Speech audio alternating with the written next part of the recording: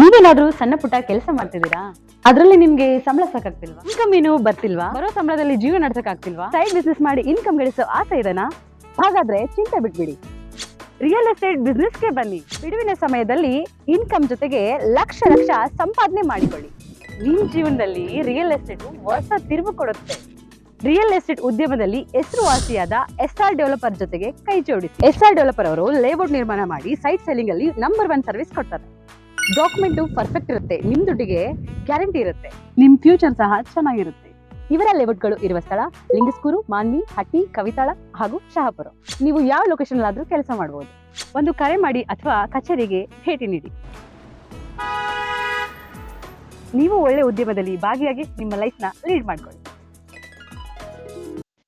ನಗರದ ಆಶಾಪುರ ರಸ್ತೆಯಲ್ಲಿರುವ ಕೃಷ್ಣಗಿರಿ ಲೇಔಟ್ನ ಕೃಷ್ಣಗಿರಿ ಬಡಾವಣೆ ಕ್ಷೇಮಾಭಿವೃದ್ಧಿ ಸಂಘದ ಉದ್ಘಾಟನಾ ಕಾರ್ಯಕ್ರಮವನ್ನು ಗಿಡಕ್ಕೆ ನೀರು ಎರೆಯುವ ಮೂಲಕ ನೆರವೇರಿಸಿ ಮಾತನಾಡಿದರು. ಬಡಾವಣೆಯಲ್ಲಿ ಮೂಲ ಸೌಕರ್ಯ ವೃದ್ಧಿಸಲು ಹಾಗೂ ಪರಿಸರ ಉಳಿಸಲು ಸಂಘಟನೆಗಳನ್ನು ಕಟ್ಟಿಕೊಳ್ಳುತ್ತಿರುವುದು ಸಂತೋಷದ ವಿಷಯ. ಇಂದು ಜೀವನ ಯಾಂತ್ರಿಕವಾಗುತ್ತಿದ್ದು, ಇದಕ್ಕೆ ಮಾನವೀಯತೆ ಮೌಲ್ಯವನ್ನು ತುಂಬಲು ಹಾಗೂ ಪರಿಸರಕ್ಕೆ ಕನಿಷ್ಠ ಕಾಳಜಿಯನ್ನು ಕೊಡುವಂತಹ ಕೆಲಸ ಪ್ರತಿಯೊಬ್ಬರು ಮಾಡಬೇಕಾಗಿದೆ.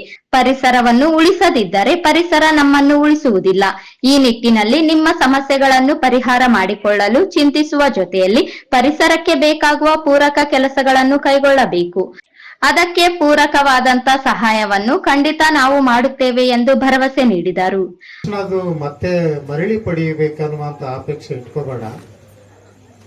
ಮುಂದೆ ನಿನಗೆ ಅದು ಕಟ್ಟಿಟ್ಟ ವೃತ್ತಿ ಅನ್ನುವಂತ ಕವಿಯ ಕಲ್ಪನೆಯನ್ನ ನಾನು ನೀವೆಲ್ಲರೂ ಕೂಡ ಸಿದ್ಧರಾಗಿ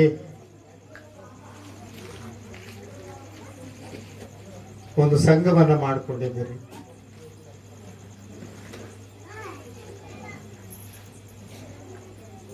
ಸಾಂಘಿಕವಾಗಿ ಶಕ್ತಿಯನ್ನ ವೃದ್ಧಿಸಿಕೊಳ್ಬೇಕು, ಸಂಘಟನಾತ್ಮಕವಾಗಿ ಕಟ್ಕೊಳ್ಬೇಕು ಅನ್ನುವಂಥ ಪರಿಕಲ್ಪನೆ ಇದೆ.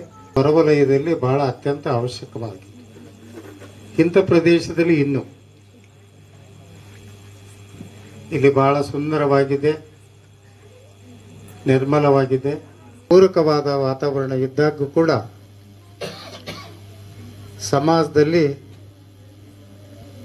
ಸಕಾರಾತ್ಮಕ ನಕಾರಾತ್ಮಕ ಇವೆಲ್ಲವೂ ಕೂಡ ಮಿಶ್ರಿತವಾಗಿ ನಡೆಯುತ್ತವೆ.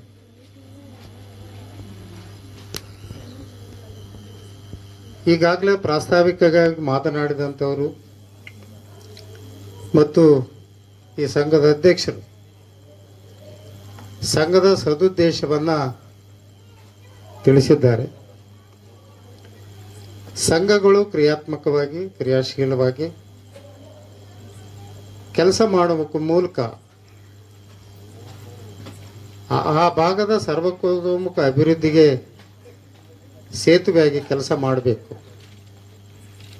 ಅದರ ಸದುದ್ದೇಶವೇ ನಿಮ್ಮ ಸಂಘದ ಉದ್ದೇಶ ಅಂತೇಳಿ ಕೂಡ ನಾನು ಭಾವಿಸಿಕೊಂಡಿದ್ದೆ. ಅನೇಕ ಸಮಸ್ಯೆಗಳು ಇರ್ತವೆ, ಅದನ್ನು ಎದುರಿಸ್ತೀವಿ.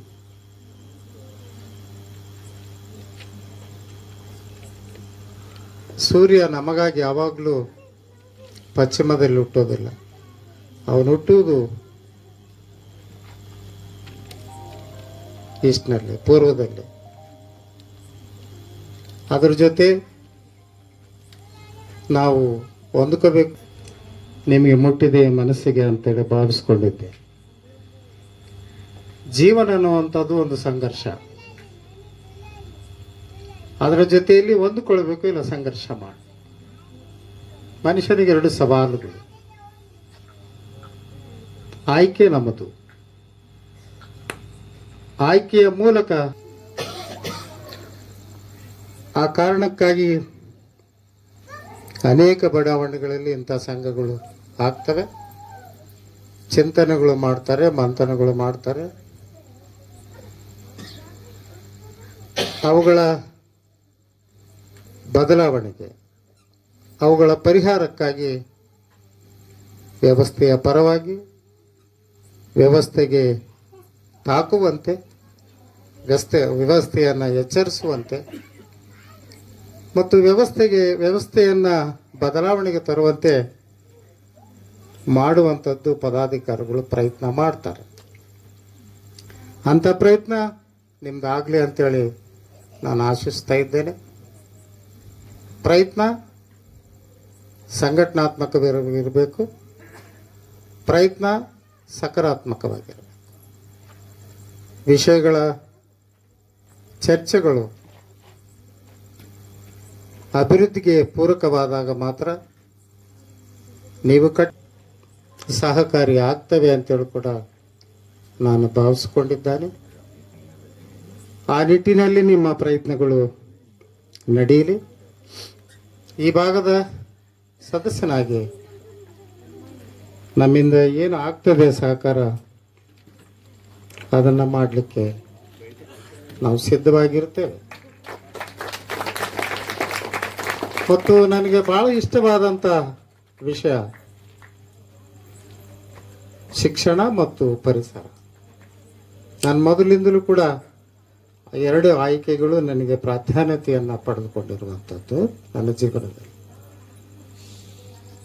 ಅಧ್ಯಕ್ಷ ಹನುಮಂತರಾಯ ಪ್ರಾಸ್ತಾವಿಕವಾಗಿ ಮಾತನಾಡಿ, ಬಡಾವಣೆಯಲ್ಲಿ ಜನರು ವಾಸಿಸುತ್ತಿದ್ದು ಮೂಲ ಸೌಲಭ್ಯಗಳ ಕೊರತೆ ಇದ್ದು ಅವುಗಳನ್ನು ಪೂರೈಸಲು ಮನವಿ ಮಾಡಿದರು. ಪರಿಸರವನ್ನು ಉಳಿಸಲು ಹಾಗೂ ಅದಕ್ಕೆ ಪೂರಕವಾಗಿ ಗಿಡ ಮರಗಳನ್ನು ಬೆಳೆಸುವಂತಹ ಕೆಲಸ ನಾವೆಲ್ಲರೂ ಸೇರಿ ಮಾಡುತ್ತೇವೆ ಎಂದು ತಿಳಿಸಿದರು. ವೇದಿಕೆ ಮೇಲೆ ಸುರೇಶ್ ವಿಭೂತಿ ಮಠ, ಜಾನ್ ವೆಸ್ಲಿ, ಶ್ಯಾಮ್ ಸುಂದರ್, ವೀರೇಶ್ ಮುರಾರಿ, ಶ್ರೀಮತಿ ಶೋಭಾ ಯಾದವ್, ಶ್ರೀಧರ್ ರೆಡ್ಡಿ, ವಿಕಾಸ್ ಗೌಡ, ಸೈಯದ್ ವಲಿ ಉಪಸ್ಥಿತರಿದ್ದರು.